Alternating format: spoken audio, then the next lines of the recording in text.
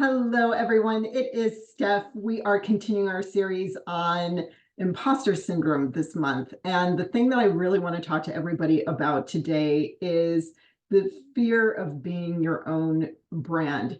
This takes some getting used to, especially for those of us who have worked for other companies and we were representing someone else's brand, someone else's name. And there's always a little bit of a shield that comes with that. And then when you start your own business and you realize that what you're really selling is your own ability and your own competency, there is a vulnerability that comes with that because you are the thing that is up for sale in a way, right? Your brain, your charm, your personality, all the other ways that people make a decision about whether they want to do business with you, right? Even like thinking about it, obviously, like I get a little, it's a very, very vulnerable feeling. And I'm kind of flashing back to the first time I really experienced that when I started my own business and I stood up at a networking meeting and I had to introduce myself. And for the first time in 10 years, it wasn't someone else's company that I was repping. It was my own. And I remember that vividly. And so even, just stuttering a few seconds ago, I was like, oh God, I really do remember what that felt like. And the only way that you can really move past that and reach some level of peace and comfort with it is to just practice. It's like one of those big buckets of it's actually simple, but not easy. And so it comes down to believing in yourself. And so a lot of the things that I'm telling you about this month are around like self-love and self-belief and self-confidence and knowing that people really do want to hear from you and being reassured by that. I mean, I make a video every week, except last week, my apologies. I skipped last week. I had strep and I wasn't feeling it, guys. But I make one of these videos almost every single week. Did I think 10 years ago that I would be recording myself and putting it out onto the web? No, that never even crossed my mind. This is a weird thing for me.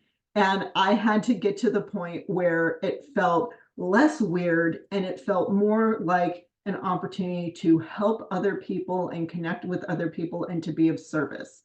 And so one thing that I recommend is get into the habit of trying to take the spotlight off of yourself. Even though in a way it is about you, again, it is about your skills, it is about your competency, it is about what you have to offer.